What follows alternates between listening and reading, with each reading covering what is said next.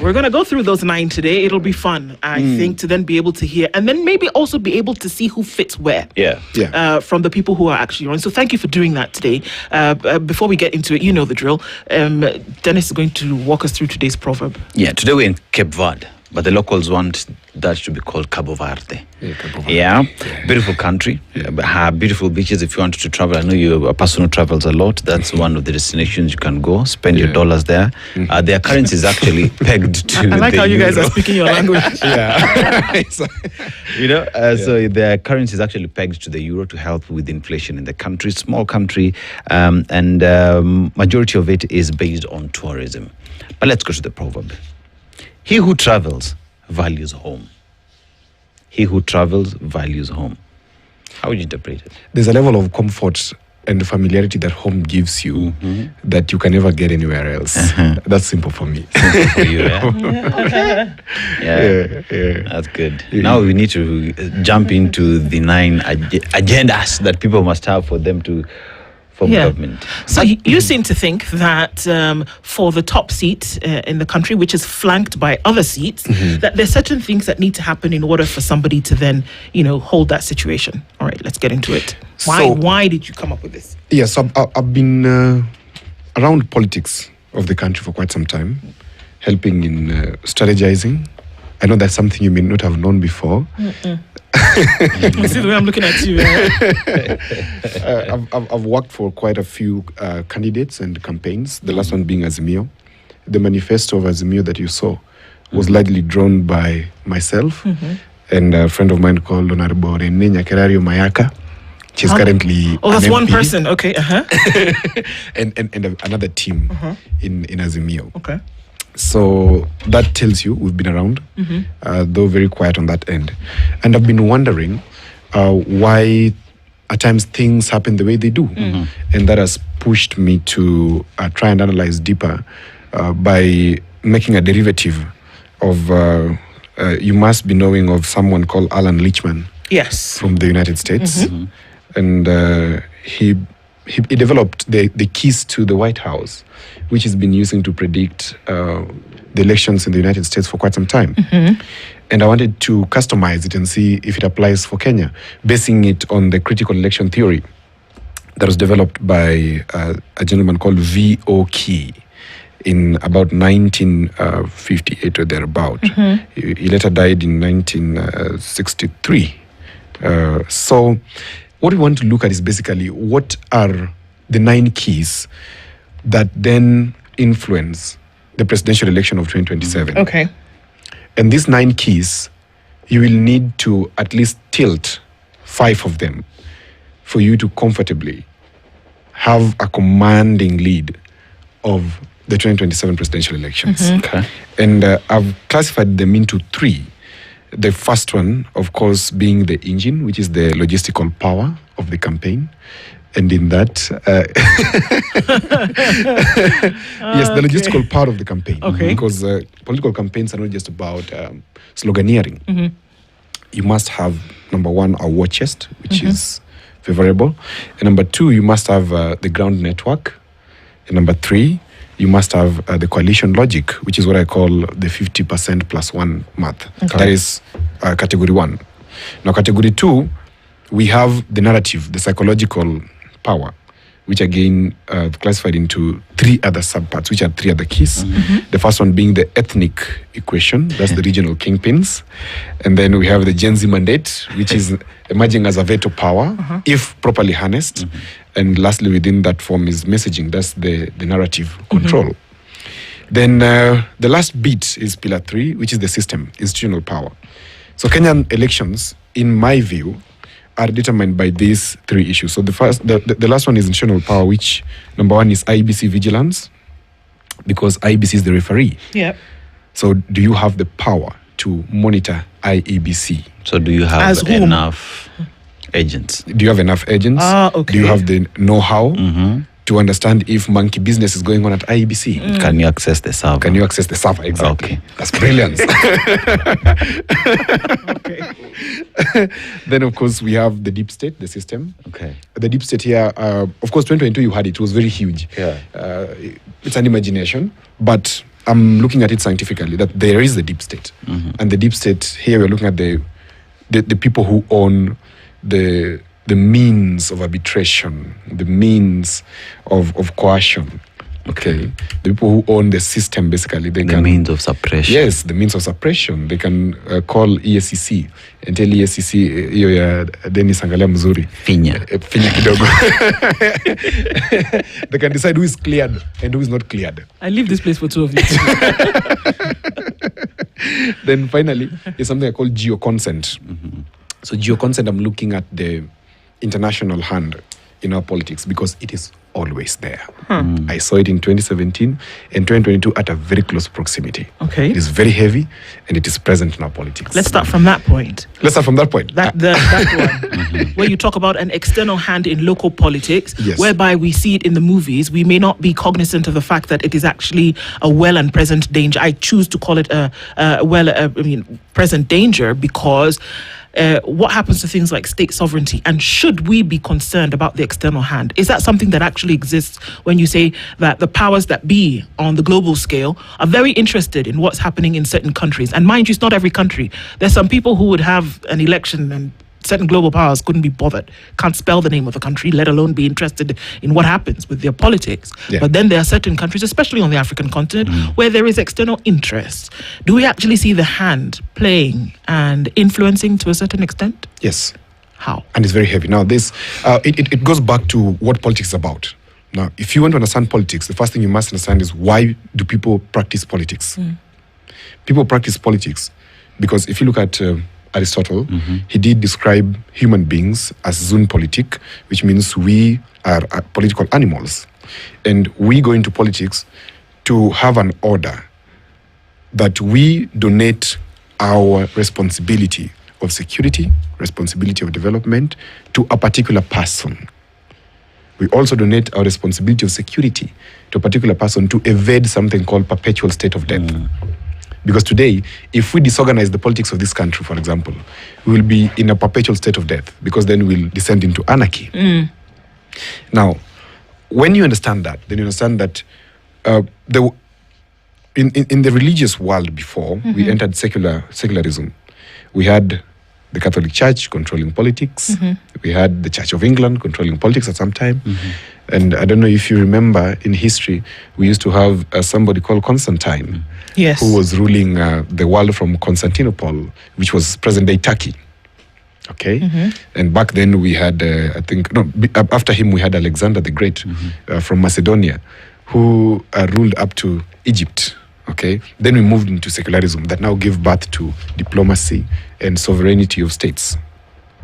Now, this sovereignty of states, what is it about? It's about ideologies. Actually, politics is about ideologies. So in ideologies, basically we're looking at the economic interest, we're looking at the social interest, and we're of course looking at the diplomatic interest that exists. Yeah. So Kenya falls within one of the global ideologies. The global ideologies, we have communism, we have social democracy, and then we have absolute democracies, but also we have capitalism. Okay? Now, you must be knowing that Kenya is a republic. And how does Kenya arrive at being called a republic and not a democratic republic of Kenya? Okay. Those two are very different. Okay. A republic is a state where there is democracy, but with a focus on the lowest of the people, which means the state takes care of the lowest of the people. Okay. So it then gives birth to something that looks like social democracy. That's why we have social democrats in Kenya. In socialism, we have the state taking care of particular roles like public transport, health, education. Yeah. In absolute capitalism, the government allows people to own institutions privately, like education privatized, health privatized, everything. Then the government only does regulation. Okay, so capitalism encourages people to make money at the expense of anybody and anything. But when you switch to communism, the state owns everything, including the media. Yeah. When you come to our case now, we are in that capitalistic state, but also with a touch of socialism.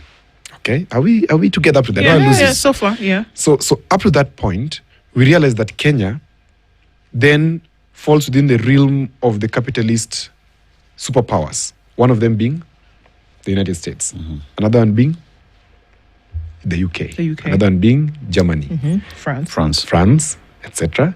Then Kenya, interestingly, also falls within the outward realm of capitalism of China. China is inward communist, but outward capitalist. Okay.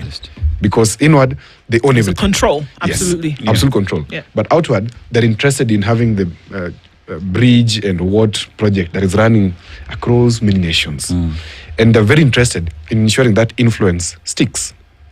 That's why you'll find even the media houses here, like one of them that is situated in Kilimani. Okay? So now, it means these countries are trading with Kenya. Kenya has some level of natural resources, which they want to extract. Kenya has services that they want, which is cheap labor.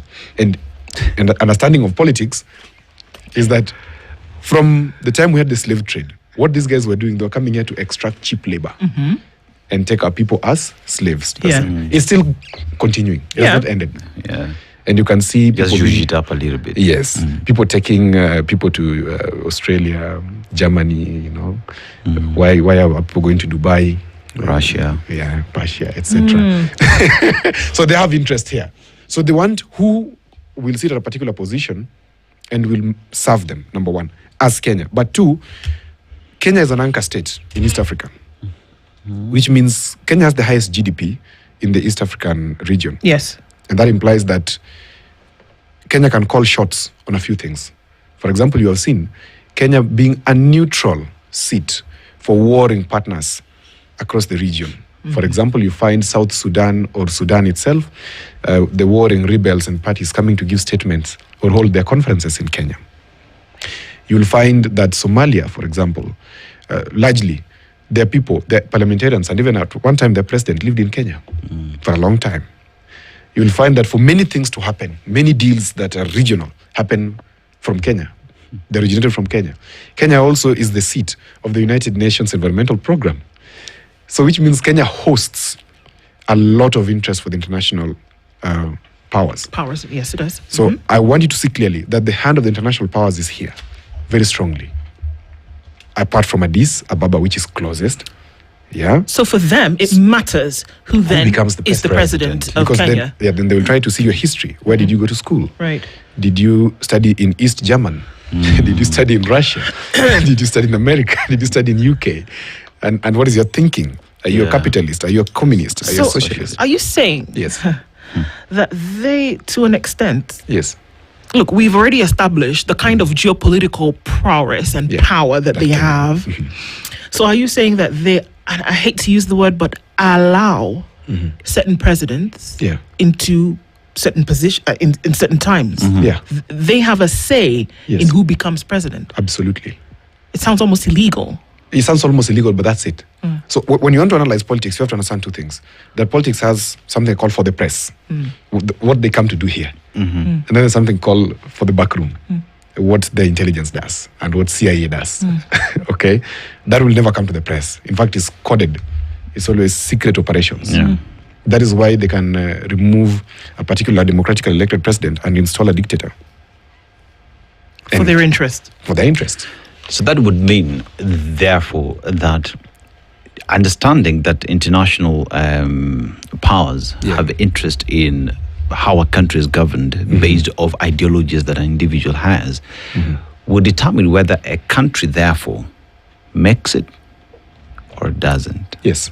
Because at the end of the day, they want to control the conversation that even the citizenry themselves will get involved in. Because if the citizenry gets, say, into conversations in terms of absolute control, our own running our country under our own rules without outside influence, that would affect how the international community then operates within the public. Yes. Therefore, we can't say that our elections, therefore, represents the actual state of what the citizenry would want. It is what they want. So I want you to understand a few things also in that. That the citizens' interest is not their interest per se. Okay. True. The citizens' interest is the interest of the people who own the capital, because the people who own the capital also own the intellectual capital. Mm-hmm. So the intellectual capacity of the guys who own the actual economic capital is what rules the nation. And that then formalizes what then becomes your interest. Mm. For example, what is your interest today? Mm. You can answer me. What is your interest in life today? It will be something like good life, open a business here. That one they know. Yes. So good life is always euphemism for comfort or something, prosperity. Mm-hmm. Then now defining this good life, there's a way it is defined, because for example, for you, good life may be owning a home in Karen, which of course will be about 60 million on the minimum. Mm-hmm. So for you to get 60 million, it means you cannot get it from being employed at Spice FM. Mm. You must then seriously. Okay. No factual. Okay. I'm sorry. There goes my plan. That was your plan. You gotta adjust. So they know that you need to have a house in Karen, for example. One of the things they'll do for you is to make sure that, okay, is popular, is good, get him to a position of power, get him the house in Karen at an auction fee, get him the money, 30 million shillings, let him buy the house. Okay? So they will sort the few whose interest then determines the interest of the people. Okay. That is why the people are always kept in a perpetual state of hunger, in a perpetual state of poverty, because you can't satisfy that huge interest at any one particular point. Okay. You can't. So it has to take a lot of time for you to achieve that. Yes. So one of the factors here is already established. The person who is playing ball with external powers will definitely. So now let's look at the candidates. Yeah. Which candidates are we lining up for the presidency? Currently, yes. Oh, there's the incumbent. Yeah. There's the incumbent, President Ruto. Mm-hmm. Then we have. Oh God, we don't even know, man. Who's running president? So we have Jimmy Wanjigi. We have Kalonzo. Mm-hmm. Oh, Kalonzo Musyoka. Yeah. Jimmy Wanjigi. We have Wanjigi. Eugene Omalwa. No. Fred Matiang'i.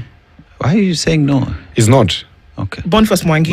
Boniface Mwangi. Mm-hmm. Martha Karua. No. She said no. Okay. I want us to also filter and deal with the main ones, yeah? Do we understand Rigathi in it? Is he running for president? I don't know. Oh, he didn't figure it out. He's not declared, right? Let's just put him there anyway. Okay. Rigathi. Then I'm introducing a new person in there. Sifuna. Okay. Okay. Okay. Uh-huh.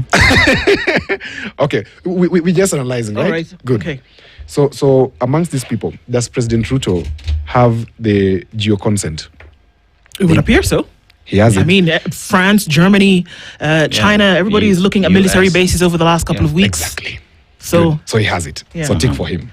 Does Kalonzo have it? He was in the US the other day shaking hands with President Trump. He has it. He has it because it's a safe pair of hands. Yeah. Mm-hmm.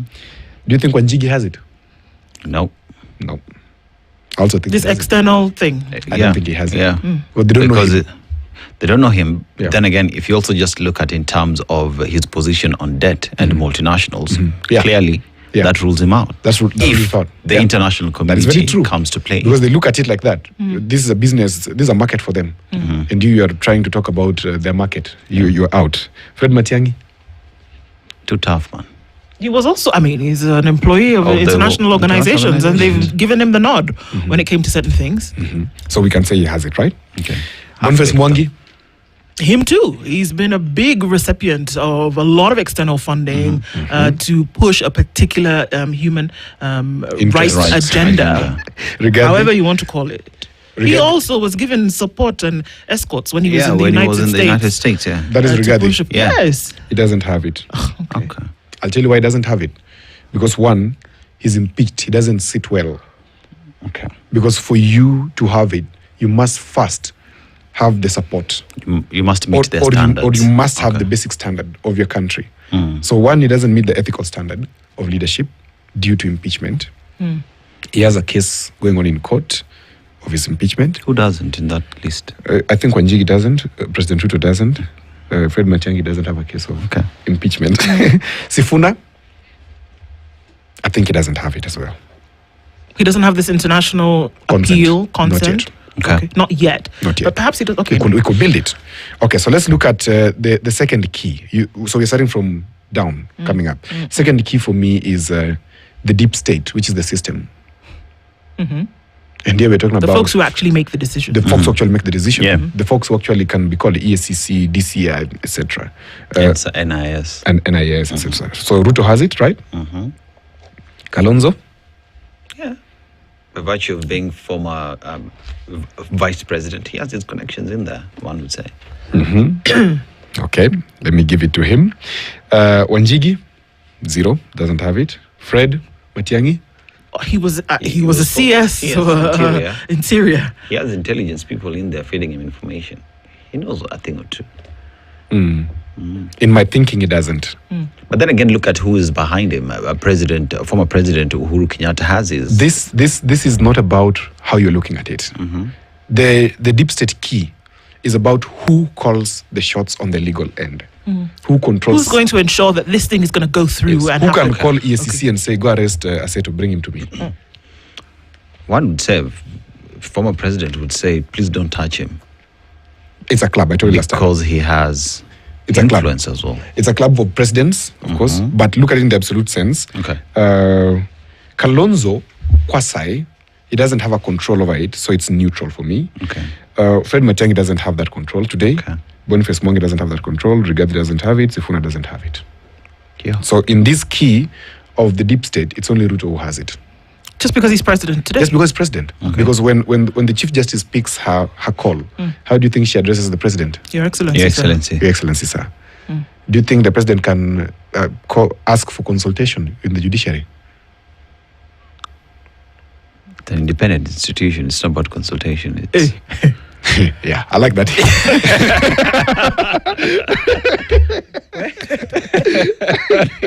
So the third key. The third key is IEBC vigilance, the referee. I wanted to give all these guys a benefit, because if we don't have the referee, then we don't have an election. So on this, everyone scores.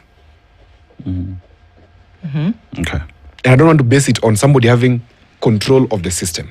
I want to base it on IBC being a referee, which means it must be neutral. A neutral partner, So it's a key that everybody starts with. And everybody can monitor it. And we've seen this, I exactly. think, because the last couple of weeks we saw that, whereby we saw the United Opposition having a meeting with IEBC and saying 1, 2, 3 cannot happen. The very next day, we saw that the CEO has been asked to resign. Yeah. So there is that aspect where it's a body where everybody's going to listen. Yes. That will listen to everybody. Also, it appears.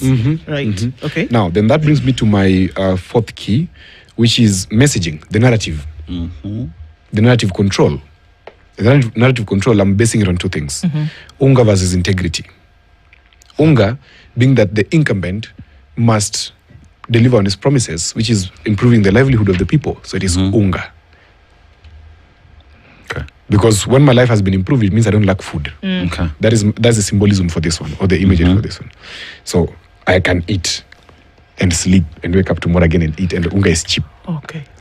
Who does that in your list from what you? So that is one of the subs. Okay. Okay. Then we have integrity, which is the other question, because governance, it all goes around one thing: corruption, good governance, maadili, ethics. So the integrity question. On this narrative question, do you think Ruto has control? Does he win it? Did you say on delivering promises? Yes. I know you're neutral. That's why you're looking at each other. But you're also human beings. So if you look at the narrative key, I think Ruto loses it. He loses it because there is nobody concocting a proper narrative for him. He's going around talking about abstract.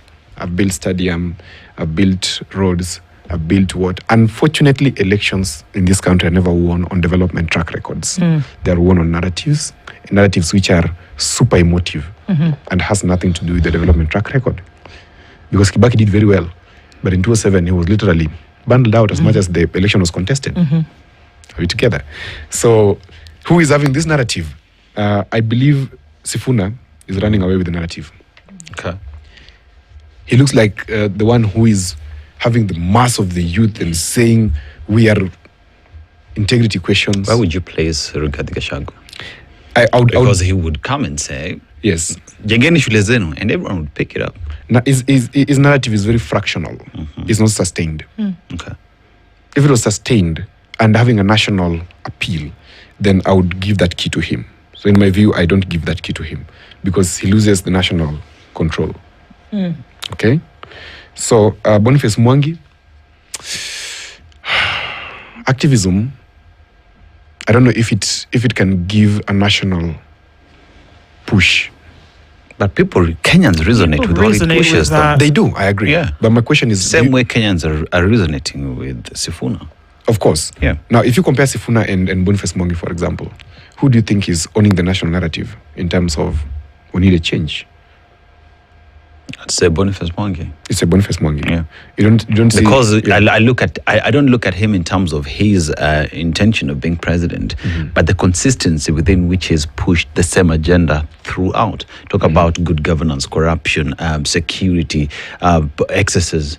One would say that Boniface has actually pushed that narrative for a very long time compared to Sifuna. If you take these newspapers for the past 1 week, I don't know this thing. You're fine. Yeah, okay. You're fine. For the past 1 week, if you look at the front page of your papers, standard media, and you can take also Nation and People Daily and look, who has been dominating the front pages?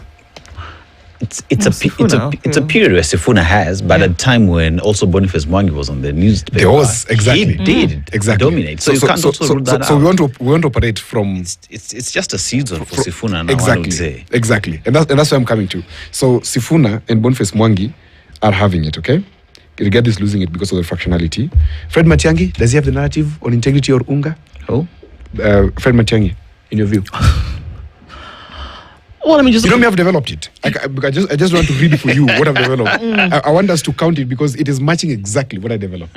Well, this is the thing, that every time, and even after he's come back from, his sojourn, and he comes back, the one question that folks will ask him, even after he's said it many times, is that, well, you left bodies in River Yala. Exactly. Yeah. That's what everybody looks at him and says, River Yala bodies. Yeah, River Yala. Yeah. It's the shadow that is covering him. Can he be stripped of that? And nobody talks about the order that was instilled, for example, in the education sector, whereby we saw cheating in exams reduced significantly under Matiang'i.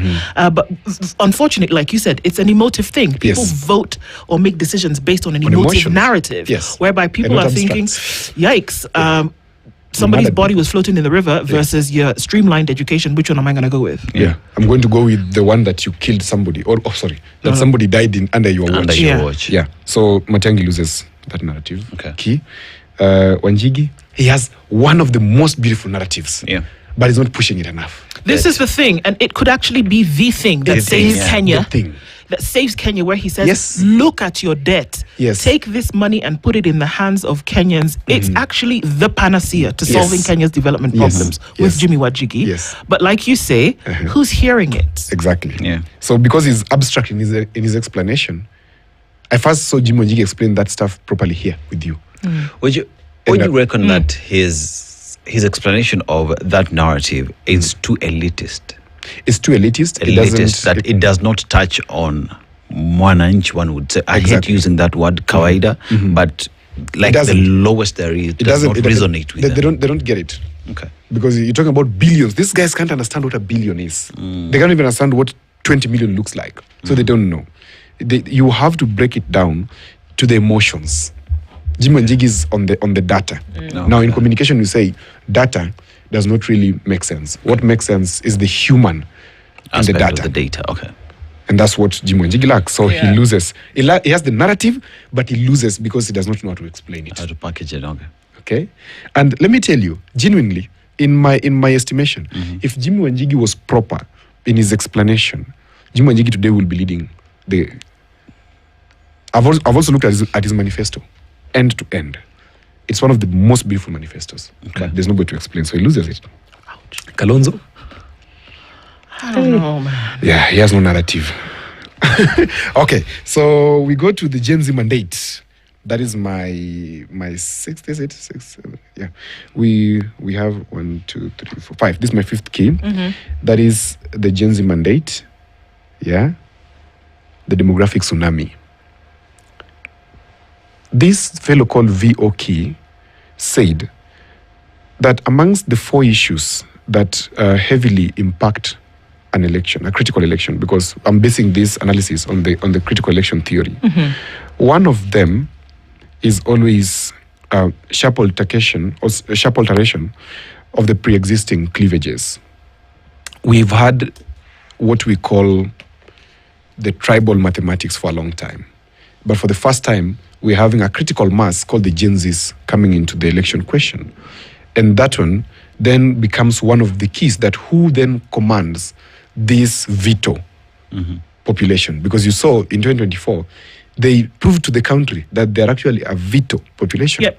They can walk to parliament and they can move to state house and they can go anywhere. And essentially halt the operations of government. Yes. Yeah. And make the president look really agitated. That is a veto population. They can actually summon him on X. Yeah, they can actually summon him on X and talk to him very badly, like I saw they did. I don't think it was in order, but well, it is what it is. So let's look at it. Does President Ruto have the Gen Z mandate? To do what? You have to ask the Gen Z mandate to do what? To rule or yes. The Gen Z mandate to step aside? Does he? You're being funny. Does Ruto have a commanding control of the Gen Z vote? It doesn't. I mean, it doesn't have it. It's all about optics, isn't it? Yeah, it's a no-brainer. Okay.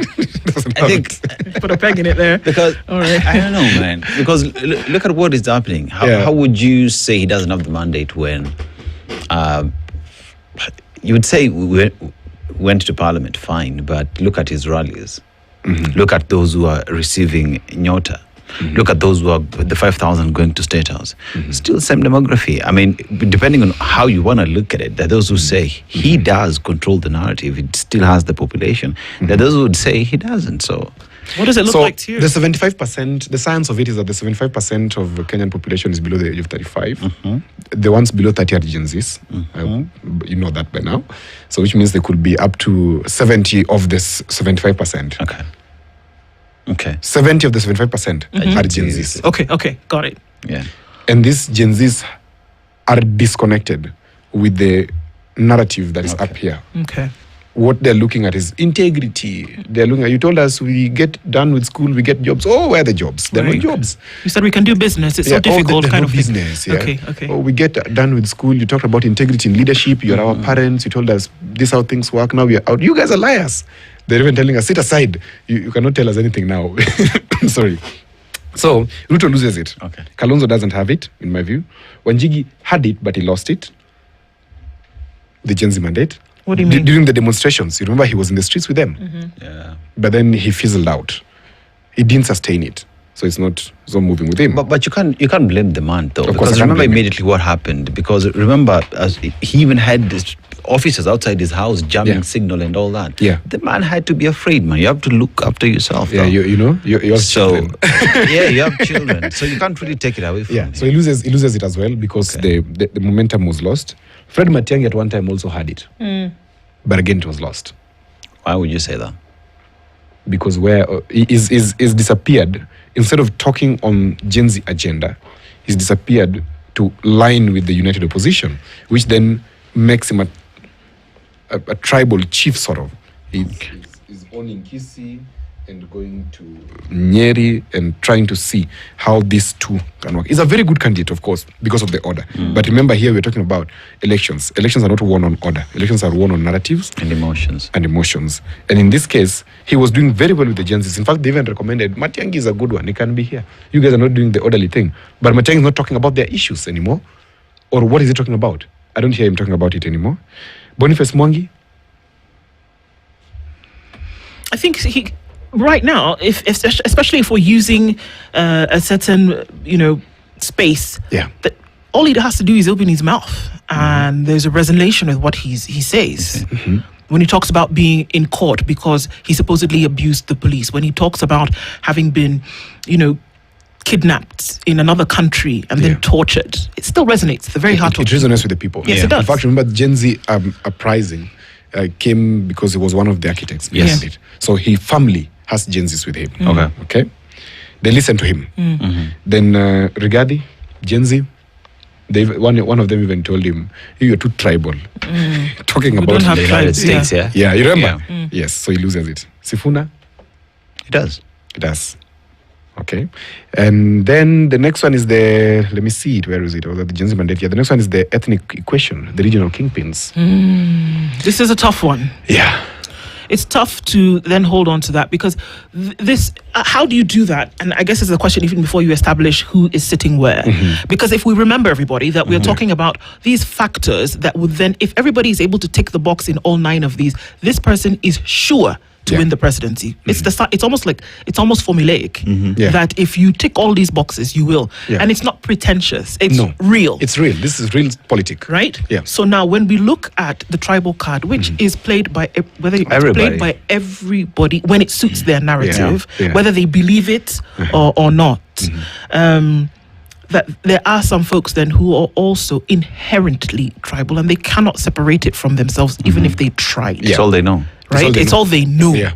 But it seems that and can it be combined? Because it seems as though, again, Gen Z are saying, look, this tribal thing, you guys tried it, it didn't work. We don't care where anybody's from. Everybody's Kenyan. Yeah. Right? Yeah. But there, for some reason, folks who believe that they can still split the narrative by inviting the tribal agenda. So now let me explain to you. There's a great academician, Professor Peter Eke. He wrote a very nice concept called the concept of the two publics, the two African publics, post-colonialism. He talked about the primordial public and the modern public. The primordial public is the one that still says if you go and raid a person's home and take the cows, you are brave. Yeah. So these are the people who say, oh, if you are corrupt and bring home, it's good. Then we have the modern African public that focuses on, hey, ethics, number one, we have to focus on things that are meaningful for the growth. So these two publics is the same situation where we find ourselves in Kenya today, a derivative again of Peter Eke's writing, that we have the Gen Z who are saying, us, no, this tribe thing we don't know. In fact, if it's a Luo, they don't even speak Luo. They just have an Odhiambo name, but they can't speak Luo. If it's a Kikuyu, they can't speak Kikuyu. They just have a Wanjiru name on it. So then that splits it and brings us to now what you're saying, that we can't avoid to look at tribalism because it is a reality in our politics. Right. And in the calculation of politics of Kenya, there are 3 tribes that anytime 2 of them side on one end, they determine who becomes the president. That is the Kikuyu, the Luo, and the Kalenjin. If they do what now? If 2 of them, if either of the 2 side together, they win that election. Okay. And also, there's an interesting thing that either of the 2, especially Kikuyu and Luo, whenever Kikuyu and Luo side, then there's always fundamental changes in the governance of Kenya. Okay. Fundamental. That's where we have independence coming in, multipartism coming in, we have constitution coming in. Whenever they side together, there's always something that changes in the structural engineering. But whenever Kalenjin and Kikuyu are on one side, it's always what I call duopoly. The presidency of Kenya is actually a duopoly. It dances between Kalenjin and Kikuyu. Or it has so far, at least. So far. Yeah. So which means it could break because of this veto population, but only if they act. Now, let's look at... of these candidates, yes, who would you say is vested in the tribal card? So let me look at it in this way. Okay. We have the Luo, who had a leader. The leader is normal. Okay. And you can see it's in disarray. Right. And I would say they're even partyless. Yes, you can even say they're partyless actually, right now. Because most of them loved Raila and not ODM. Okay? Then we have the Kalenjins. They have a family, right? Called President Ruto. Kikuyus, do they have a leader? Well, it's split, isn't it? It's split. Yeah. So the Uhuru Kenyatta card is very, very there. So it's up for grabs. Right, it's up for grabs, right. It's up for grabs. So which means Kikuyu, for the first time, has become a battleground. Leaderless, okay. And Luo has become a swing vote. Yo. So you're saying the Luo is the watermelon here? Says what is going to decide? Because the leader of ODM is currently saying they don't want the presidency, they don't want the deputy presidency. I said he wanted the deputy presidency. He's blowing hot and cold. Okay. And the Bible says you're either hot or cold. Okay. There's no middle ground. So it's become a swing. Even if he wants, still, it's become a swing. a swing area. Okay, so the Luos now are your Tharaka-Nithi, yes, or your Miami, Florida. Exactly, because the Luos will either turn up in 2027, or they'll sit at home and say, "Chill, we're not there." We're not there. Wow. Okay. So now, amongst these candidates, President Ruto then commands this tribal thing, because he's the one who can build coalitions very easily. Because remember, he's the one who is at the boiler. He's the one serving the people. Okay. He's the one with everything that every other tribe needs. Sorry, I'm a bit confused here. Yes. So if you're saying that he holds the card here, yes, this is not a question of negative or positive in terms of whether it's good or bad. No. It's that he holds the heart of the people of where he's from. Yes. Okay. Yeah, he has it. He has a firm. His people will vote for him because they are from home. Okay, I get it. All right. Exactly. Okay. He's an absolute leader of his people. All right. Which is a significantly important segment when you talk about elections because of the numbers that it comes with. There are 6.2 million. Oh. Never forget that. All right. Okay. So then let's look at that. So President Ruto has that in terms of the ethnic equation. Kalonzo? He has it. He has it because he's leading Kamba, so he has it. His people will always vote for him. Yeah. Then Wanjigi, Fred Matiang'i. Yeah. People say if you're in the region and you don't speak Matiang'i, you're out. So he has it. Does it have a national impact? No. But it's regional based. It does not have a national impact. It's okay. Regional impact. So let's give it to him, okay? Yes. Let's give it to him. Boniface Mwangi. I don't think people think that he's Kikuyu apart from his name being Mwangi. Yeah. People just resonate with his message. He's people a Kenyan. Think he's Nairobi. Yeah. He's Kenyan. Yeah. All right. Rigathi? Well, come on. Absolutely. Absolutely. People are thinking about where he's from. Okay. He doesn't say a thing without Mrima coming out of his mouth. Yes. No. I don't think so. He's just a Kenyan man. Good. Yeah. So now we go to the third last point, which is the coalition logic. Okay. The coalition logic. Now in the coalition logic, we're looking at who amongst these candidates can build a coalition, because there's no one particular tribe that can, or one particular party that can absolutely sojourn into State House. You must build coalitions, and this is evident from history, that from 1997, 1998, late President Moi co-opted Raila Odinga into the government through a cooperation act, or a cooperation pact. That was NDP and KANU joining hands. You remember that in 2002, we had the NAC, where there was all these small parties coming together to form the united opposition, which then dislodged KANU from power. You also remember that in 2007, it was hotly contested, as much as we had a seemingly coalition of parties or of tribes, where we're talking about the 41 against 1 idea. I don't know if you can remember that.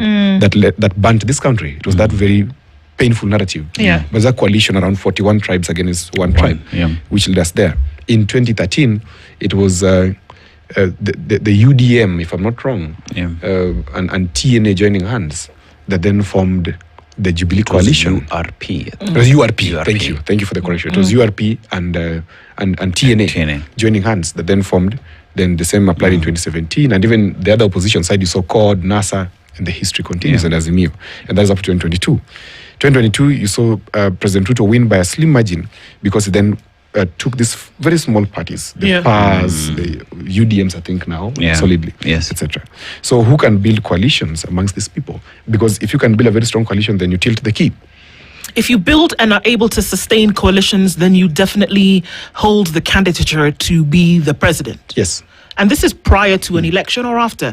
Because a lot of these coalitions we saw gained some kind of wings after the result of an election had been announced, and there was unease, 2007 being probably the most memorable of all of them in the Kenyan space. And then again in 2017, whereby an election for the first time in history was annulled based on process. That's when you saw that the coalitions were their strongest. But this happened after the fact. So what are you saying? If we see the ability, that because you've done it before, then you'd be a candidate? Because you can't test until after. Actually, they happened before the fact. Let me jog your memory a little bit. In 2007, the winning coalition was the ODM coalition, which had something called the Pentagon. The Pentagon, indeed, it did the 5, Yes, that Pentagon had the regions represented. With one flag bearer. With one flag bearer. Okay.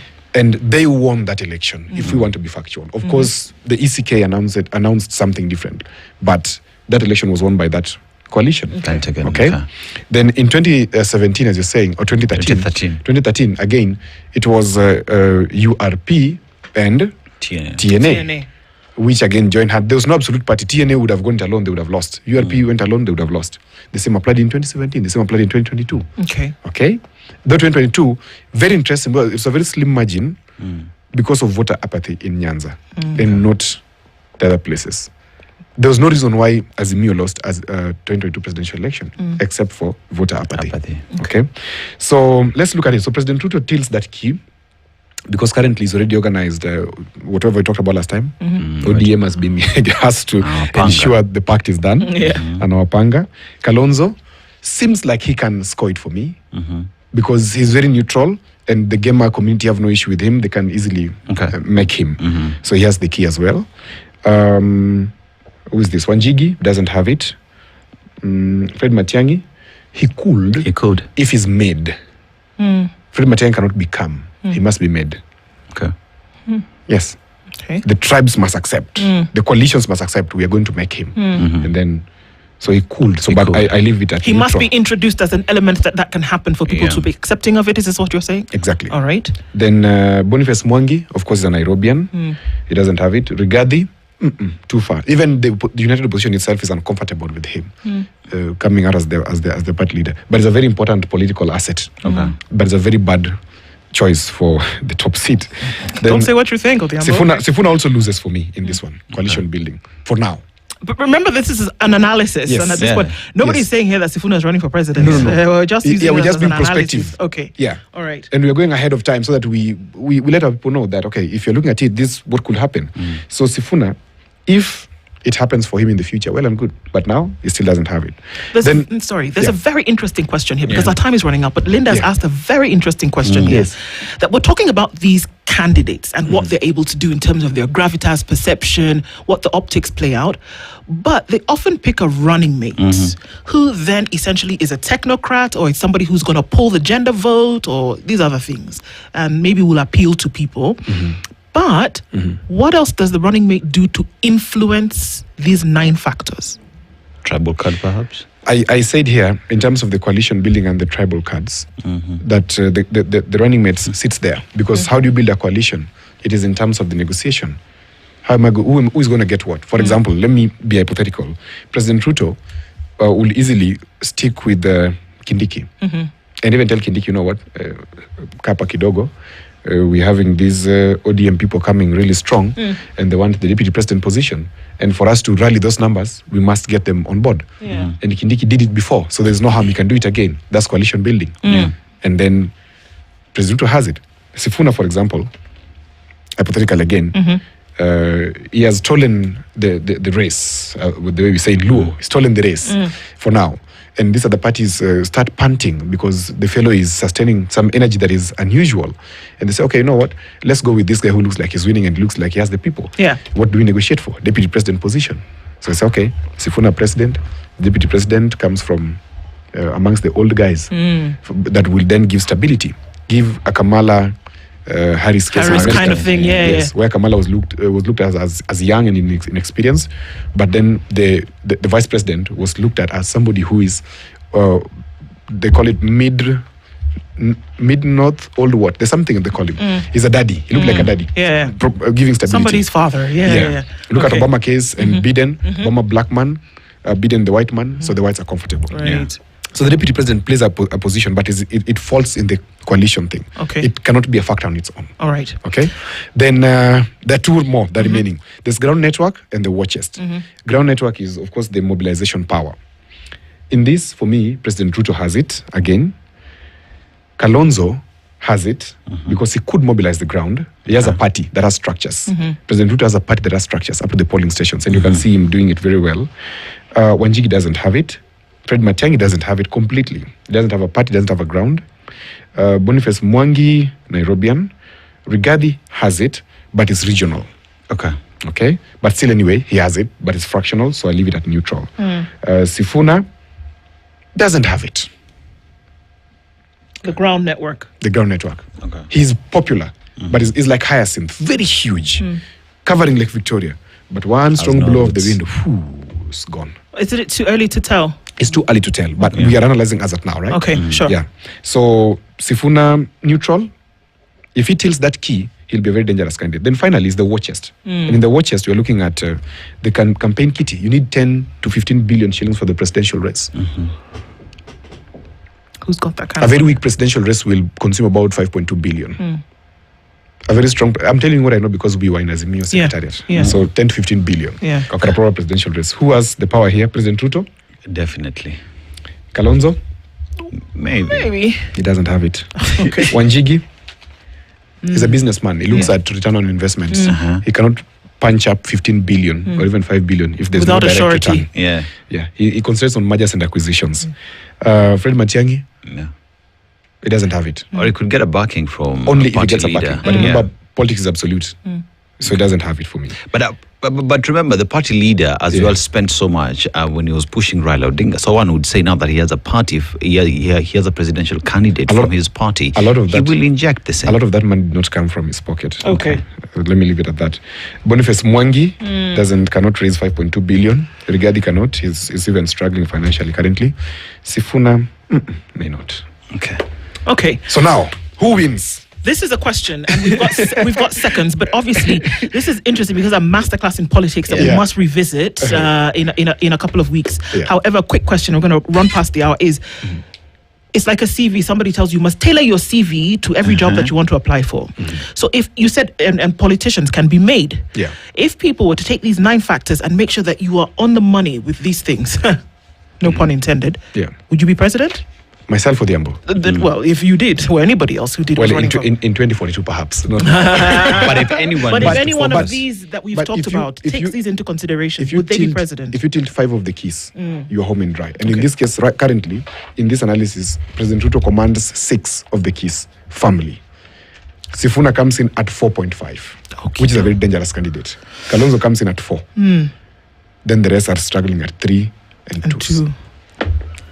Sifunization. Call it what you want to call it, but it's interesting for us to then be able to look at some of these things. Odhiambo, thank you for being here. We must do this again because then it comes down to the nitty-gritty, and it's a science at the end of the day, but then it actually then decides or determines what happens in the future.